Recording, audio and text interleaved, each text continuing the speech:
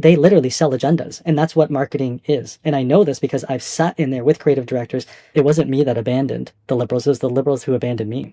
But I feel like there's a lot of people in the publishing world, in the creative world, that fall on the far left. Think, the sales ultimately speak for themselves. It happened to Bud Light, it happened to Jaguar. They had a disastrous amount of sales in Europe. I think they sold something like 100 cars in a quarter. It was something so unbelievable.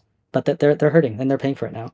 The reality with creative in general is you may have an idea of what works, but you should be testing various ad directions. And so the idea is, let's try blue, let's try orange, let's try green. Which one works the best? Cool. What the green one does. Let's kill off the other two. And then you move on, you iterate.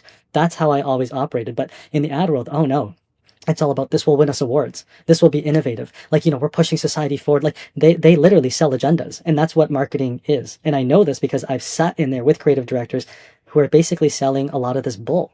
So there's this dominance that is happening right now on the left, not only from the media side, but also from the creative side. And that funnels its way down to society. Well, it's interesting that you mentioned that journalism, the profession, has totally shifted. I think that traditionally, like in the 60s and the 70s, being a journalist was more of a blue-collar profession. It would be, people who wanted to hold powerful people to account. They didn't necessarily have an education or a background in journalism.